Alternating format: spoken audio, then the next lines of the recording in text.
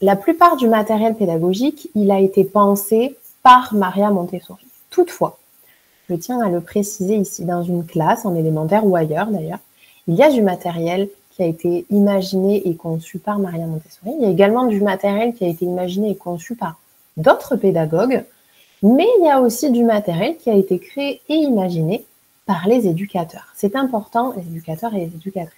C'est important de le souligner. Alors pourquoi je le souligne? Tout simplement parce que on va voir que quand, par exemple, on fait du langage, donc du français ou même des maths des fois, eh bien, les éducateurs et les éducatrices ont pris du temps pour créer des petites cartes, pour créer vraiment du matériel interactif, du matériel pédagogique pour les enfants, pour aller plus loin, pour que l'enfant puisse s'exercer, par exemple. Donc, à la lecture, à l'écriture, entre autres. Je pense à ça parce que je sais que c'est du matériel qui prend particulièrement du temps à créer.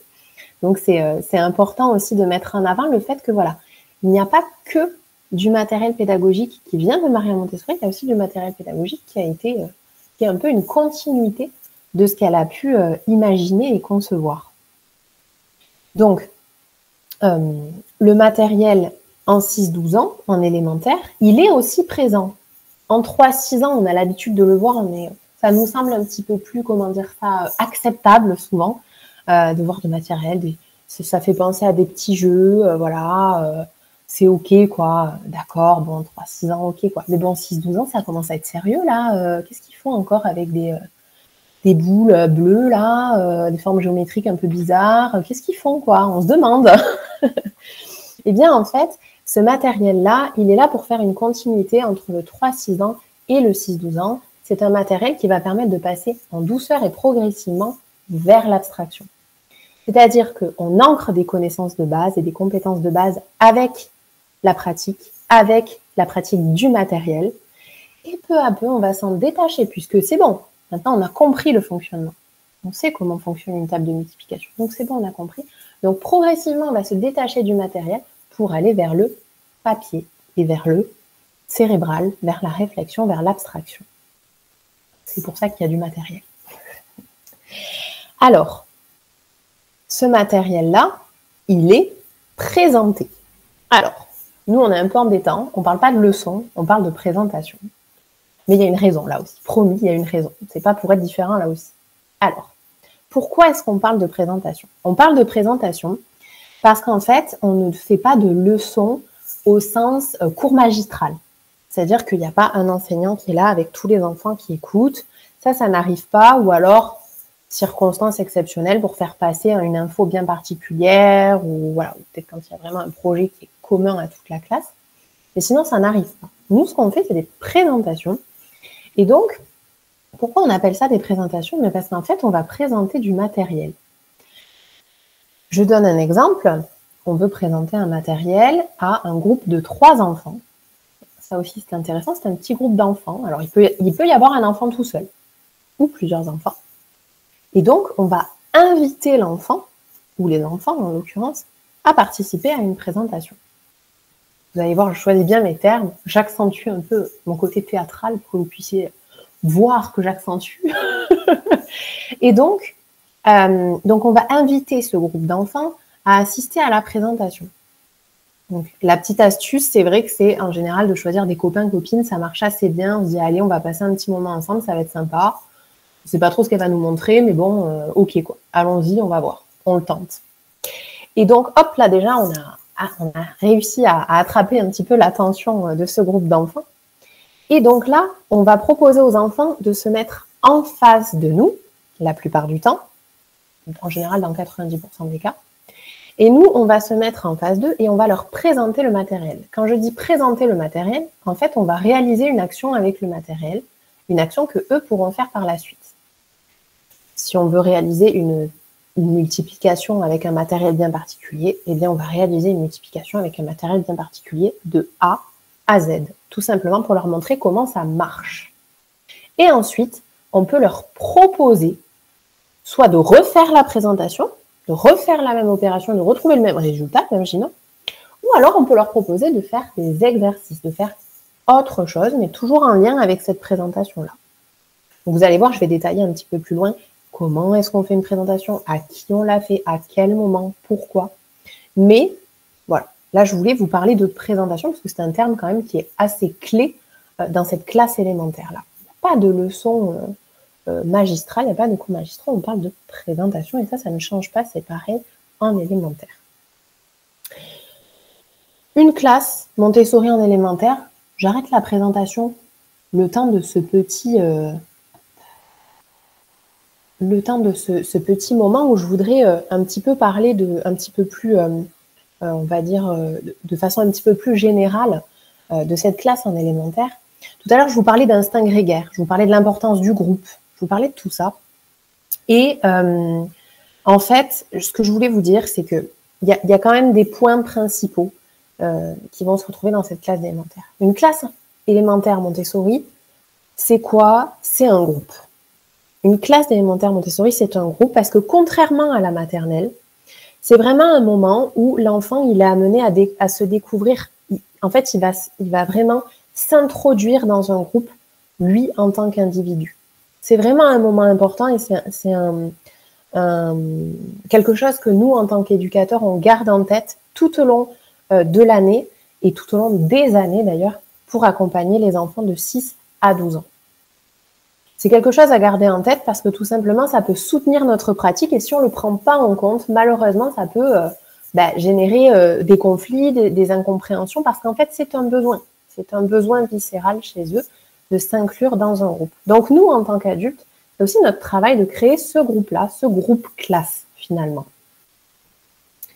Donc, c'est pour ça que dans les photos que je vous montrais tout à l'heure, on voit souvent des grandes tables, on voit des grands espaces pour travailler, que ce soit des espaces au sol ou des espaces, des tables.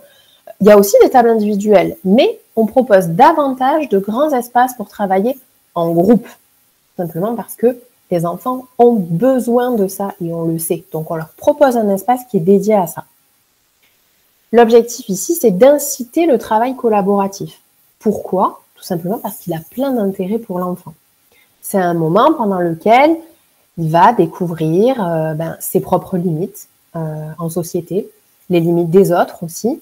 C'est un moment où il va découvrir ses points forts, à quel moment il peut être, apporter ce lead, ces infos clés, où il va avoir un rôle bien précis. C'est dans ces moments-là finalement, qu'il va encore poursuivre sa construction dans un cadre social. Donc, une classe en élémentaire, c'est un groupe, mais une classe en élémentaire, c'est aussi un espace de réalisation de grands projets. Alors, pourquoi je vous dis ça? Parce que tout à l'heure, j'ai parlé des présentations, mais je n'ai pas parlé de quelque chose qui est pourtant bien présent dans le quotidien d'une classe et dans le quotidien de ses élèves. Ce sont les grands projets. Alors, qu'est-ce qu'un grand projet? Je vous donne un exemple. Par exemple, réaliser une frise chronologique de l'histoire de France avec à l'aide d'un petit jeu de société. Je ne sais pas si vous connaissez ce petit jeu de société qui s'appelle Timeline, qui est super. Ce sont des petites cartes, où l'objectif étant de deviner à quel moment s'est passé quoi. Donc c'est super, c'est hyper ludique. Les Ciseaux adorent ce jeu. Et alors là, par exemple, grand projet, l'idée vient. Et si on réalisait une frise, vraiment, donc c'est de la réaliser, quoi. Donc on prend du papier, etc. On se réalise la frise, vraiment. On dessine, on écrit, etc. Étape par étape, ce qui s'est passé en France de telle date à telle date, par exemple. Alors pourquoi c'est un grand projet? Parce que ça va mobiliser un groupe d'enfants sur une durée de temps quand même relativement longue, peut estimer entre 1-2 semaines, imaginons. Et donc ce sont des enfants qui vont s'investir sur un projet, qui vont s'investir jusqu'à la finalité du projet. Donc là, l'objectif, ça va être de faire comprendre qu'il y a une responsabilité derrière tout ça. Il faut tenir le coup, il faut tenir ses engagements, s'engager à faire ce projet-là, du début jusqu'à la fin. On doit atteindre un certain objectif. Et donc, ce type de grand projet va permettre de développer une certaine responsabilité chez l'enfant. Il a vraiment comme responsabilité de devoir terminer ce projet, évidemment avec l'aide de l'adulte s'il le souhaite, mais l'objectif doit être atteint. C'est un peu le deal. Nous, on te laisse faire un grand projet, ça a du lien avec ce qu'on fait dans la classe. En revanche, le deal, c'est que tu dois terminer ce projet-là. Vous devez terminer ce projet-là, en l'occurrence. Donc oui, enfin, j'avais d'autres exemples comme réaliser des décors pour une fête de fin d'année ou pour un spectacle de fin d'année. Tout ça, ce sont des grands projets. Ce sont des projets qui prennent du temps, de l'espace, qui ont besoin de main-d'œuvre aussi. Voilà. Donc tout ça, ce sont des grands projets. Et en 6-12 ans, on apprécie beaucoup favoriser les grands projets parce que c'est un excellent moyen de faire travailler les enfants au sein d'un groupe. En général, ils sont motivés, ils aiment bien ça. La classe Montessori en élémentaire, c'est aussi un lieu d'autonomie. Alors, quand on parle de la pédagogie Montessori, on parle souvent d'autonomie. Ça peut paraître un peu, comment dire ça, bidon de dire ça. Pourtant, je vais vous expliquer en quoi, en 6-12 ans, on parle encore d'autonomie. On pourrait se dire que leur autonomie, elle est déjà développée, ce qui n'est pas complètement faux. Elle est déjà pas mal développée, leur autonomie en 6-12 ans, puisque ça y est, ils savent se déplacer seuls, ils savent communiquer, voilà, ils sont en capacité de réaliser plein de choses par eux-mêmes. Toutefois, nous, on va pousser encore plus loin et on va faire en sorte que, tout comme en 3-6 ans, en 6-12 ans, ça va être la même chose, que l'autonomie soit maximale, qu'elle aille jusqu'à ce que ce soit plus possible, c'est-à-dire jusqu'à ce que la sécurité soit plus OK. Donc là, à ce moment-là, c'est plus de question d'autonomie. Mais tant que la sécurité morale et physique de l'enfant n'est pas mise en question, on accueille l'autonomie et on met en place des choses afin que l'enfant continue à développer son autonomie. Donc, comment est-ce qu'il va développer son autonomie en élémentaire? Par le biais, on parlait tout à l'heure des grands projets, par le biais des grands projets, mais pas seulement.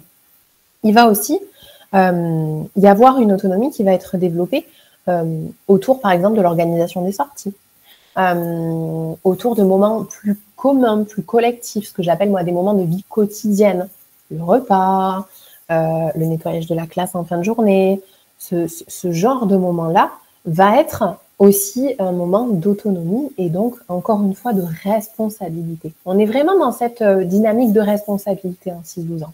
On parle beaucoup de liberté et de responsabilité.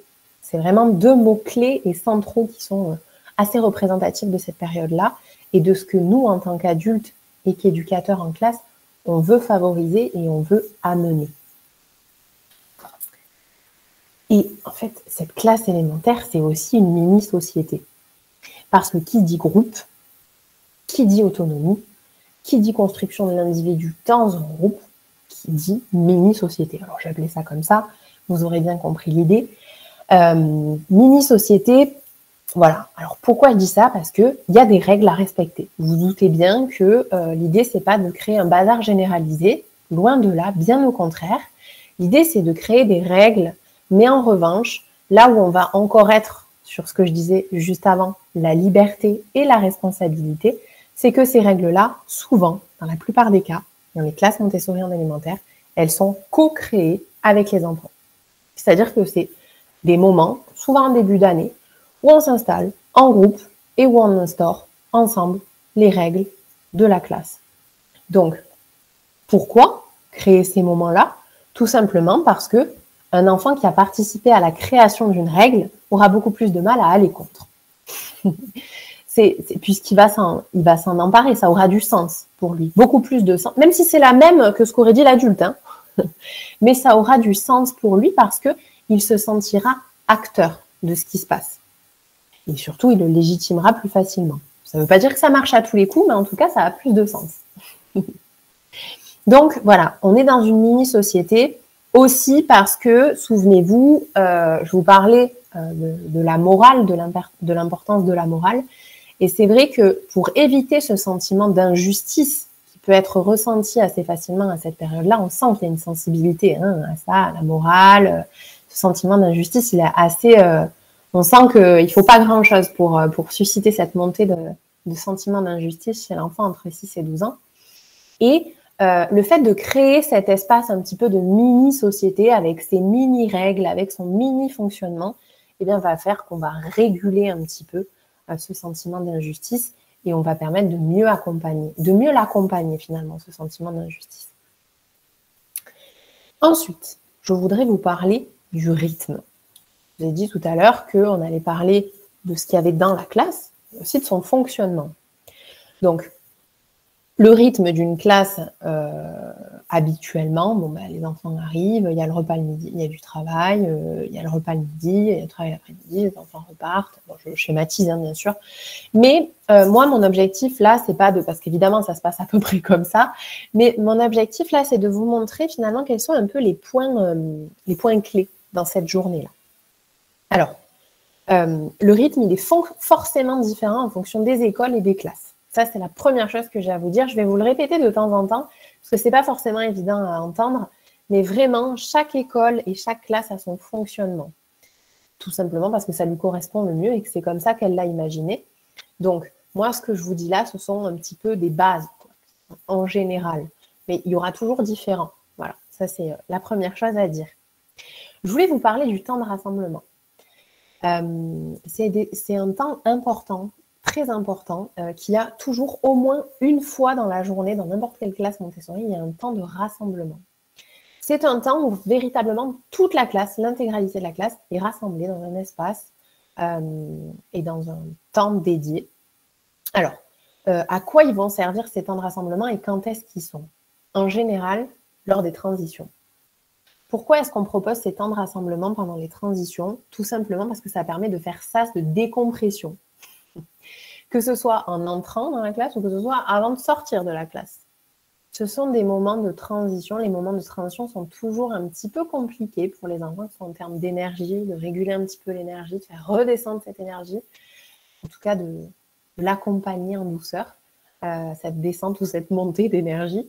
Donc, les moments de rassemblement sont d'excellents moments pour ça, pour servir un petit peu de sas de décompression.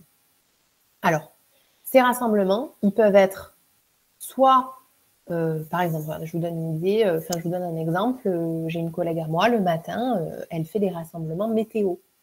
C'est-à-dire que les enfants qui le souhaitent partagent leur humeur du matin. Et donc, c'est un petit rassemblement, ça dure une quinzaine de minutes, quelque chose comme ça. Et après, les enfants se mettent au travail, par exemple. Il y a les rassemblements aussi avant le repas ou après le repas. Où, par exemple, il y a des éducateurs qui vont être amenés à lire une histoire à l'ensemble du groupe. Donc, c'est un petit moment de redescente.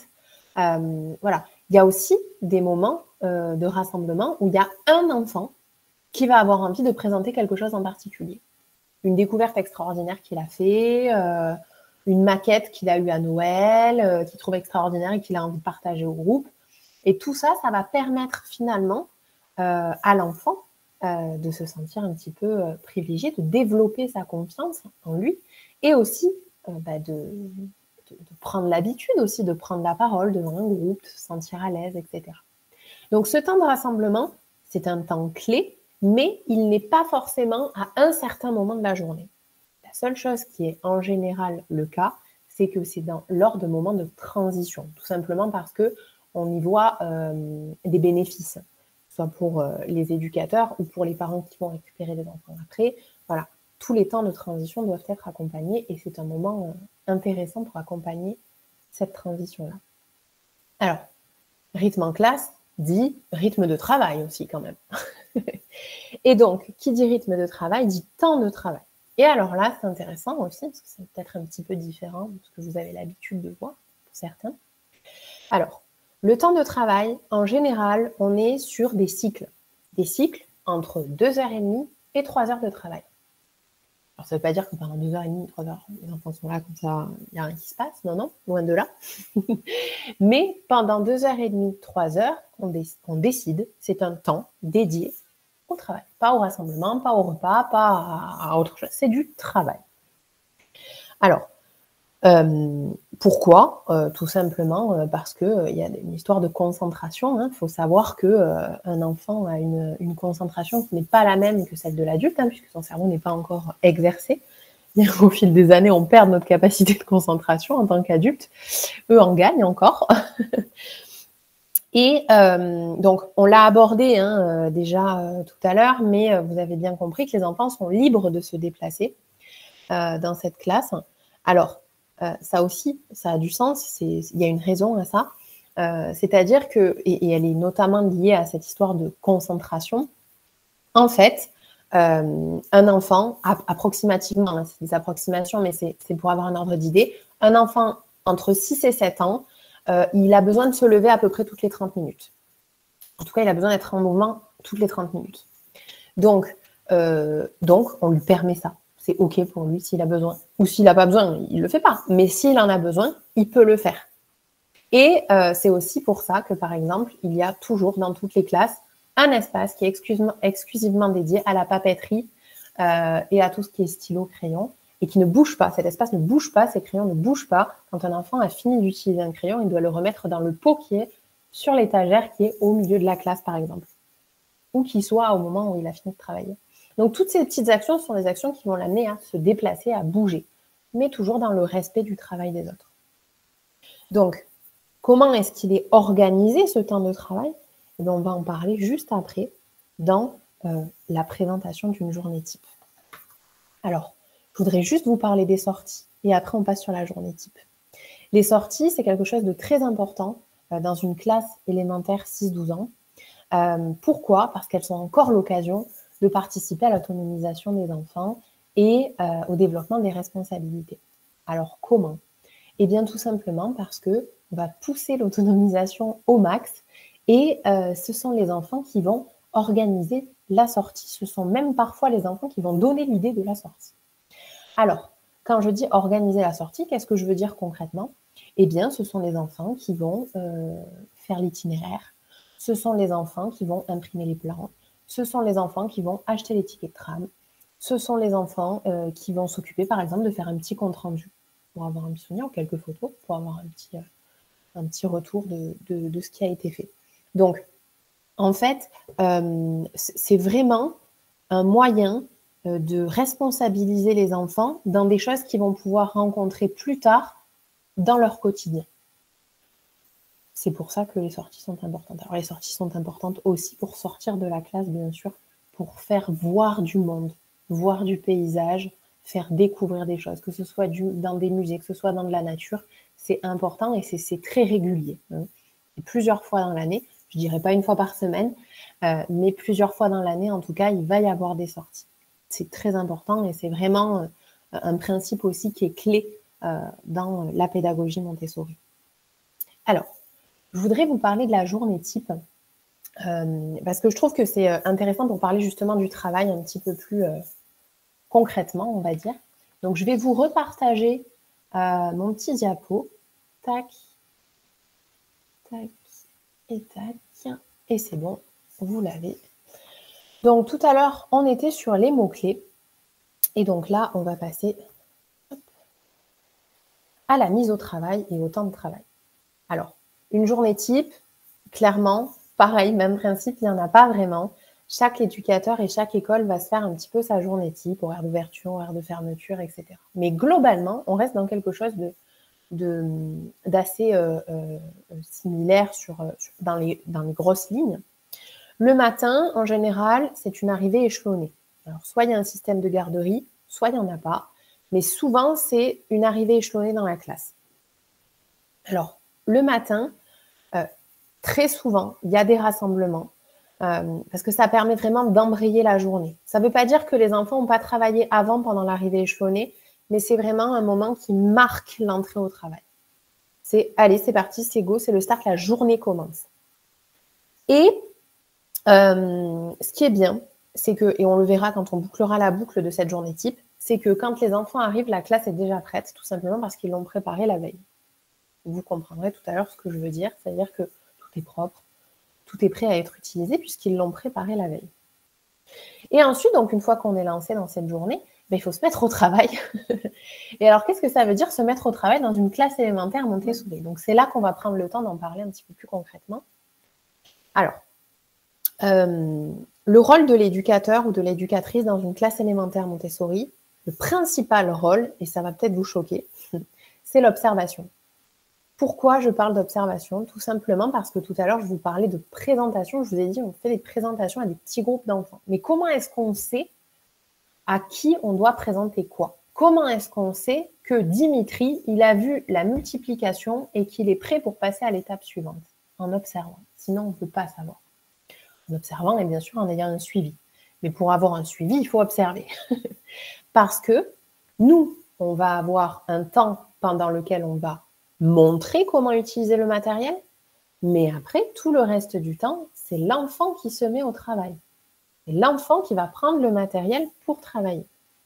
Donc, sans l'observation, l'éducateur ou l'éducatrice est incapable de savoir si la multiplication à grand nombre, elle est acquise ou pas, ou elle est en cours d'acquisition.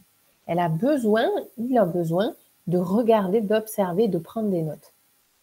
Donc, là, c'est à ce moment-là que la place de l'adulte, elle est importante, elle est primordiale, puisque c'est l'adulte qui va guider l'enfant, je dis bien guider l'enfant vers le travail. C'est-à-dire qu'on n'est pas dans la contrainte, on est vraiment dans le fait d'amener l'enfant à travailler. Pourquoi on n'est pas dans la contrainte? Parce qu'on répond à un besoin. Et si on a été bon, si on a observé ce qu'il fallait, on va présenter la bonne chose au bon moment et du coup, il y aura un intérêt de la part de l'enfant. Après, évidemment, il y a plein de petites astuces à mettre en place, mais on n'est pas là pour parler du travail d'éducateur en tant que tel. L'idée, c'est de vous expliquer comment ça fonctionne. Alors, je vous ai mis quelques petites photos d'enfants qui étaient au travail pour vous montrer un petit peu à quoi ça ressemble. Mais ce qui est important à savoir, c'est que il faut vraiment se dire que pour être au top, pour que tous les enfants puissent se mettre au travail au bon moment, en fonction de leurs besoins et de où ils en sont, avec une vingtaine, une trentaine d'enfants, il faut être un très bon observateur. Il faut vraiment prendre ce temps-là pour pouvoir apporter à l'enfant ce dont il a besoin. Alors, il y a quand même aussi autre chose, donc je vous ai mis d'autres photos. Il y a quand même aussi autre chose qui est utile, c'est les outils. On ne va pas avoir les bons outils en tant qu'adulte, en tant qu'éducateur dans cette classe-là, c'est quelque chose d'important. Et souvent, ce qui est utilisé par les éducateurs, ça va être Transparent Classroom. Alors, c'est depuis quelques années, ça devient de plus en plus habituel de voir ce logiciel-là dans les classes.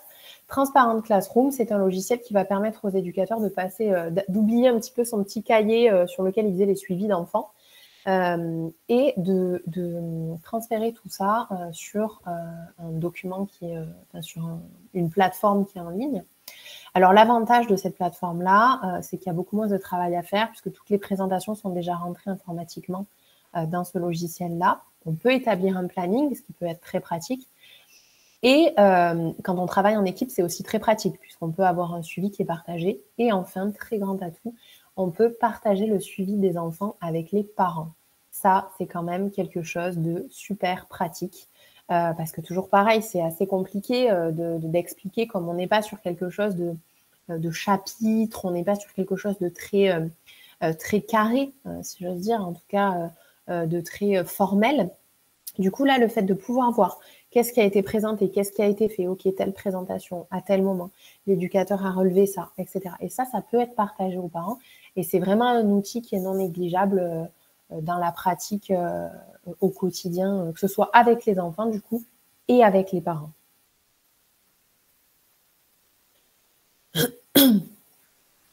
Donc, comment ça se passe concrètement? Voilà, tout à l'heure, je soulignais le verbe inviter. C'était pas pour rien que je soulignais ce verbe inviter. Pourquoi est-ce que j'utilise ce mot? Parce que le rôle de l'adulte, c'est vraiment pas de contraindre, c'est vraiment de guider. Je vous fais une mise en situation pour que ce soit plus clair et plus compréhensible. Imaginons, je suis l'adulte de la classe. Je veux inviter Dimitri, toujours Dimitri, je ne sais pas ce que j'ai avec Dimitri ce soir. Je veux inviter Dimitri à une présentation de géométrie sur le cercle. Alors je sens qu'il traîne un peu des pieds, il n'est pas très motivé, bon, ok. Il me dit non, il ne me le dit pas vraiment parce qu'il veut me faire plaisir, mais il me dit non à demi-mot. Et je lui propose juste de venir voir, d'abord. Je peux lui proposer de juste venir voir. Ça l'engage à rien, juste il vient voir, il vient regarder comment ça se passe. Ça peut être une option. S'il n'est vraiment pas intéressé, si je vois qu'il n'est vraiment pas chaud, j'ai d'autres options aussi. Je peux lui proposer d'inviter un ami, par exemple. Quelqu'un avec qui il s'entend bien, pour lui faire découvrir aussi cette présentation fantastique sur le cercle. Ou alors, j'ai encore une autre carte à jouer, c'est celle d'inviter un plus grand, qui a déjà fait cette présentation et je sais qu'il la maîtrise, et de proposer à ce grand de faire la présentation à Dimitri. Parce que je sais que Dimitri, il aime bien ce grand. Il est plus grand, je vois qu'il regarde de temps en temps quand il fait quelque chose. Donc, si ce grand lui fait la présentation, peut-être que ce sera plus sympa pour Dimitri.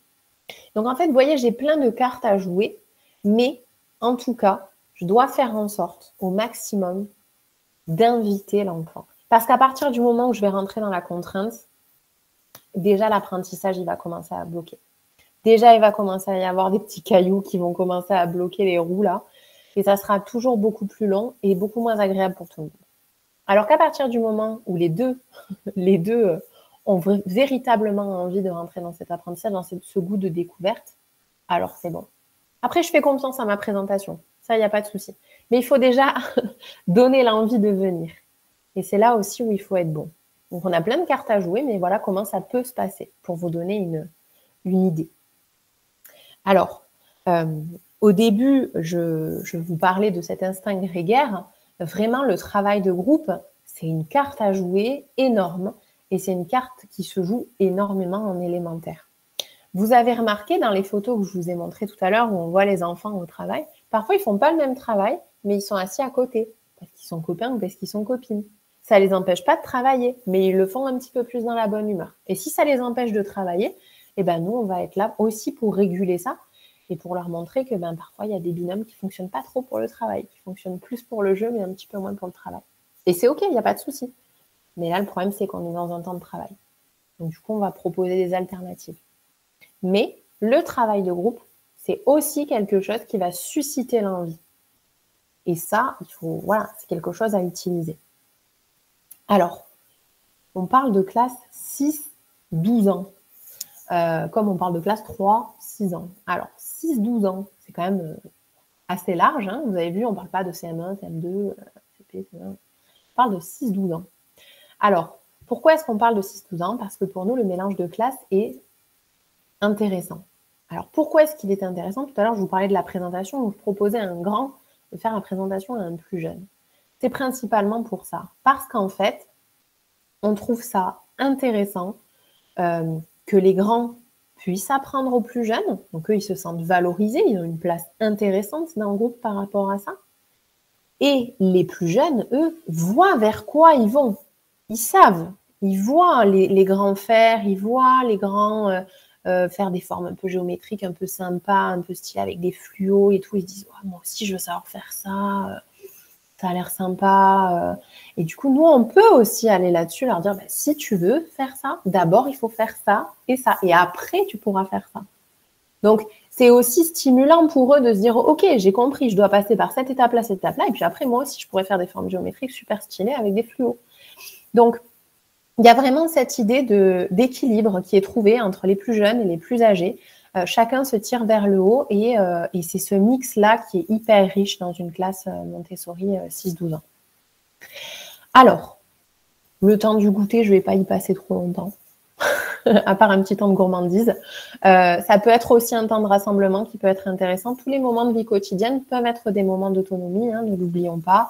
Donc voilà, il y a toujours ces responsabilités-là. J'ai beaucoup de collègues qui utilisent des tableaux des responsabilités où il y a les noms des enfants, par exemple au moment du repas, pour que tout le monde puisse un jour avoir l'occasion de servir le repas, mais aussi que tout le monde ait fait le balai, ait rangé les chaises, etc., etc. Et donc, souvent, il y a des tableaux de responsabilité, donc où il y a telle responsabilité avec tel nom, et ça va changer chaque semaine, ou chaque mois, ou chaque jour, voilà. Et donc, on est toujours sur les responsabilités. Voilà. Liberté, ok, mais responsabilité. C'est les deux faces d'une même pièce. Et ça, c'est pas à oublier. Et c'est ce qui fait que ça fonctionne, et c'est ce qui fait que c'est pas un bazar généralisé. Ça, c'est important à garder en tête. Et il y a le temps extérieur, le temps de cours. Alors, le temps extérieur, le temps de cours, idem, très différent en fonction des écoles. À la Maison des Enfants, par exemple, à Castelnau, il y a une équipe qui est dédiée au temps de cours, l'équipe périscolaire, qui est formée pour ça, qui a été recrutée pour ça. Dans d'autres écoles, ce sont les éducateurs, les éducatrices qui peuvent être amenés à s'occuper du temps de cours. Ça peut être les assistantes qui peuvent être amenées à s'occuper du temps de cours. Ça peut être un temps qui est par exemple, chaque jour à la même heure. Comme ça peut être aussi, par exemple, je sais qu'ils font ça à Grasse, l'école Montessori de Grasse propose des temps de cours à la carte. C'est-à-dire que l'enfant a l'autorisation de sortir tant de temps dans une journée et il utilise son temps comme il le souhaite en fonction de ses besoins tout au long de la journée avec une feuille assignée. Bien sûr, il y a tout un encadrement derrière, hein, il y a une surveillance, etc. pendant ces temps de cours-là.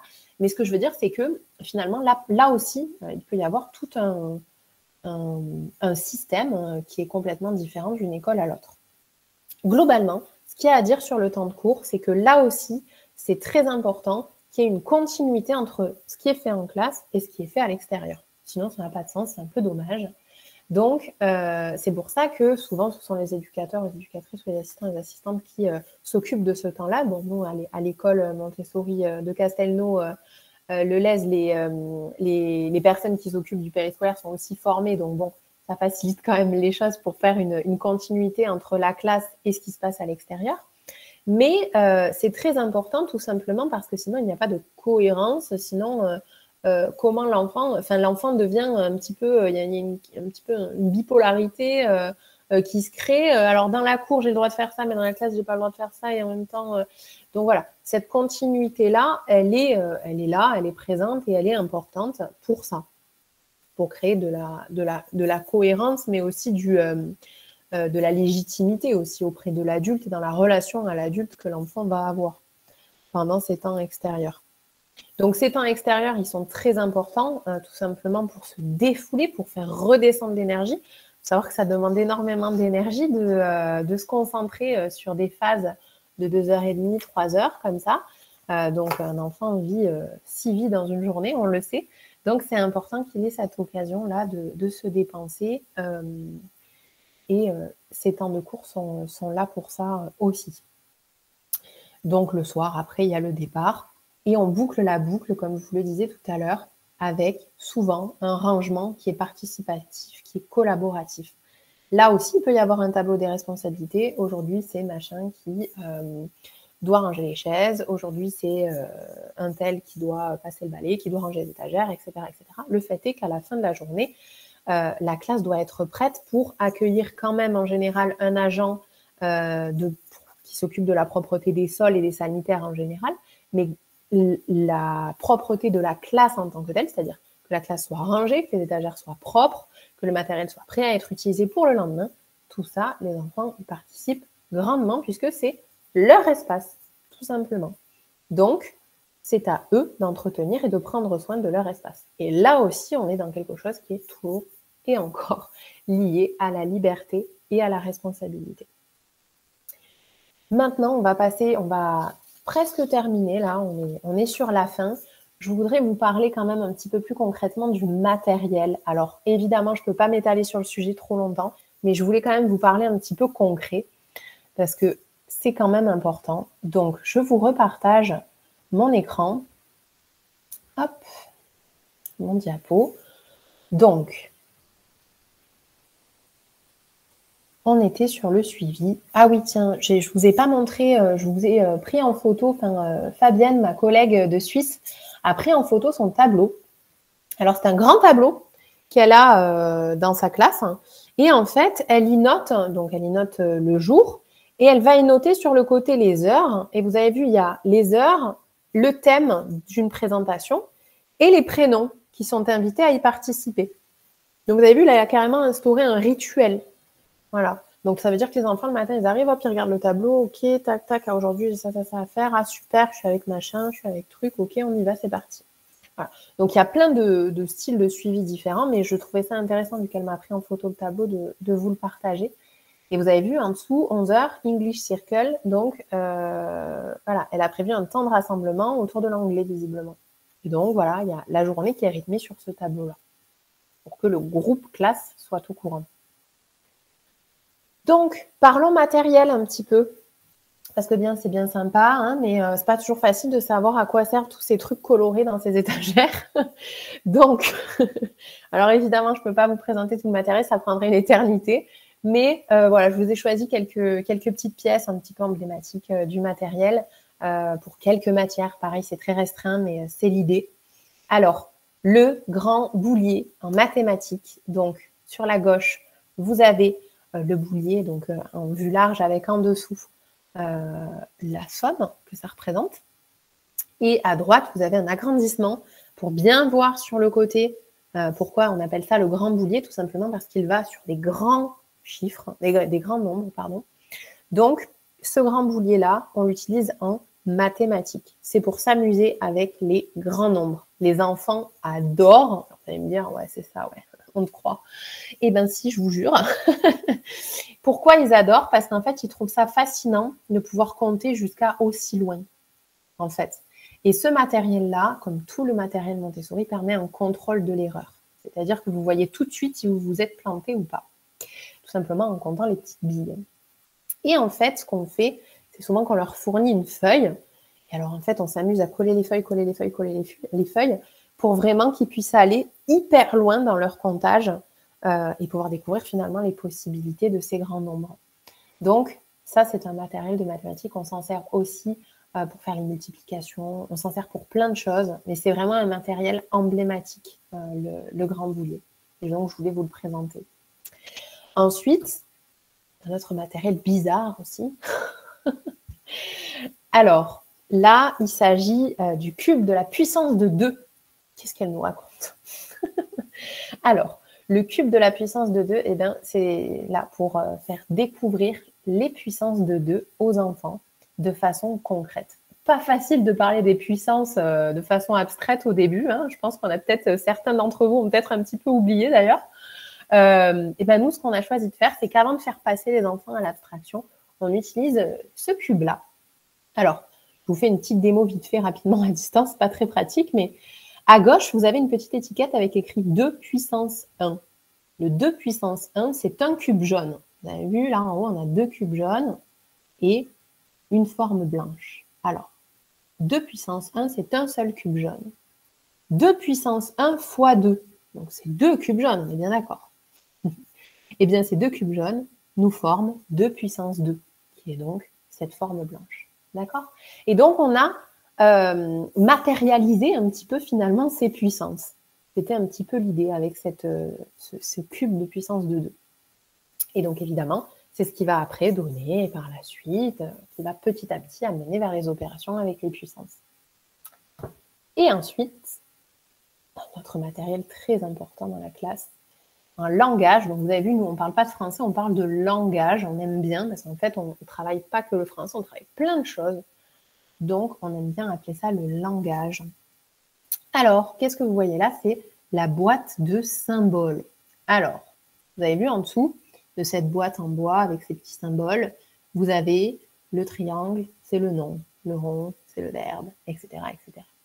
Et donc, toutes ces petites formes colorées qui sont quand même vachement plus sympas que juste dire ça, c'est le verbe, ça, c'est le nom.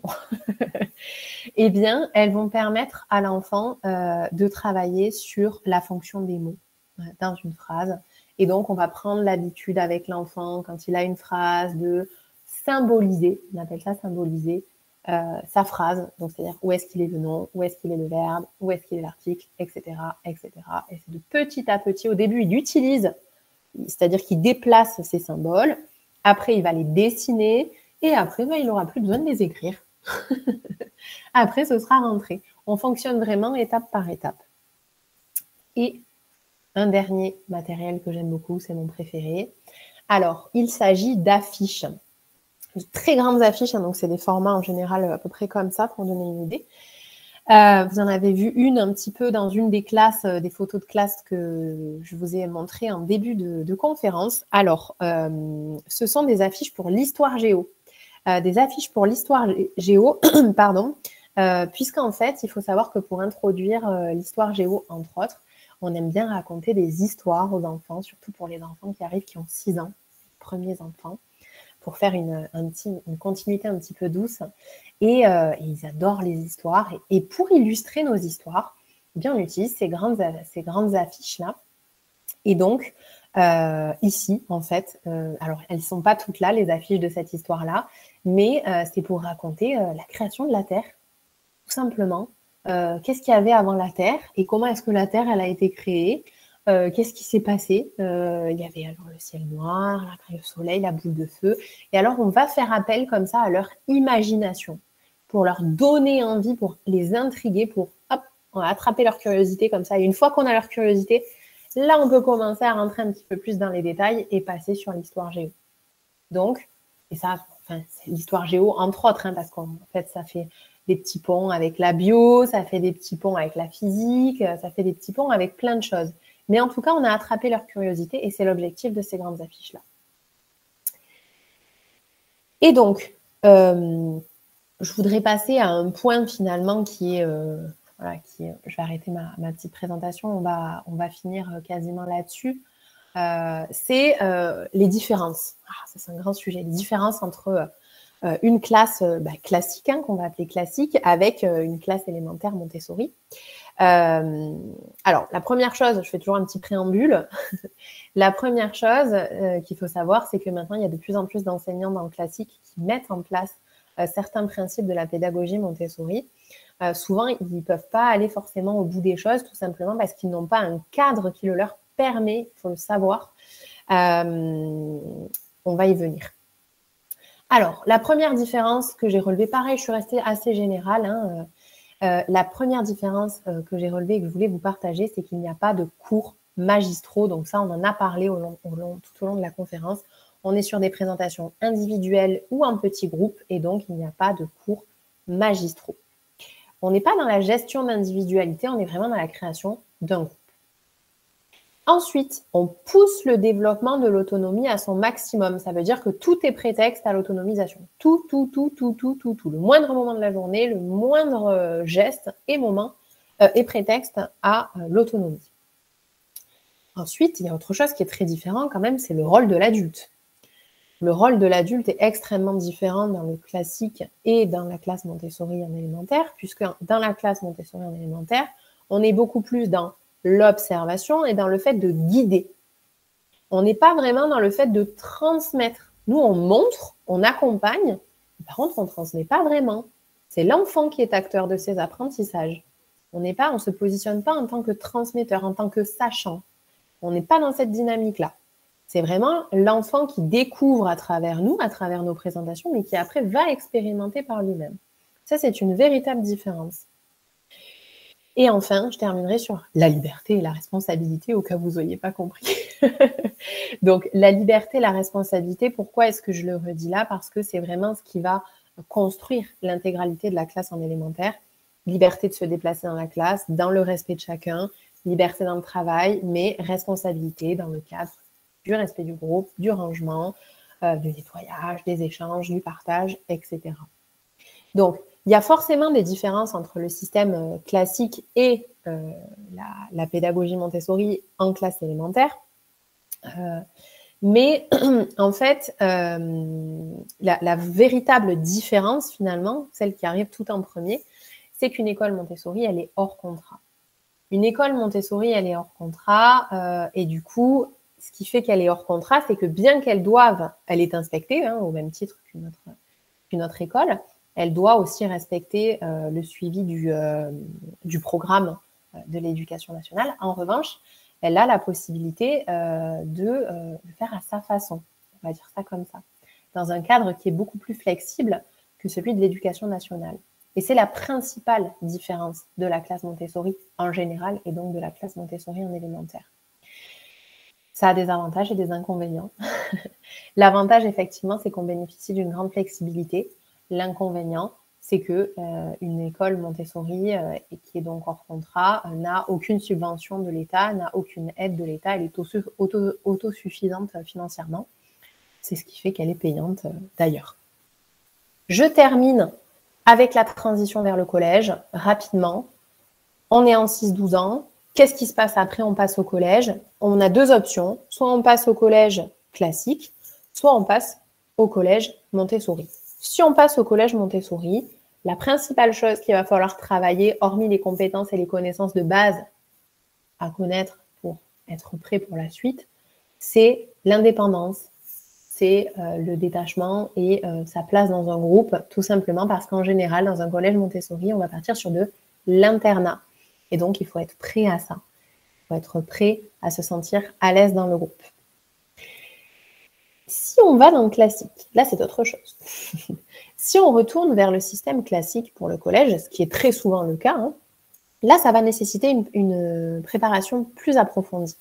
Pourquoi? Parce que ce ne sont pas les mêmes codes, tout simplement. Ça n'a pas forcément rapport avec les compétences et les connaissances, puisque comme je vous le disais tout à l'heure, on est obligé, on s'engage en fait à respecter le programme de l'éducation nationale, les classes sont inspectées en ce sens, etc. Peuvent l'être en tout cas. En revanche, il s'agit plus de méthodologie. Qu'est-ce que je veux dire? Par exemple, un polycopier, ça peut paraître tout à fait banal, c'est pas du tout utilisé naturellement dans une classe Montessori. Donc c'est quelque chose qu'on va introduire progressivement, surtout lors des dernières années avant le départ et l'entrée au collège.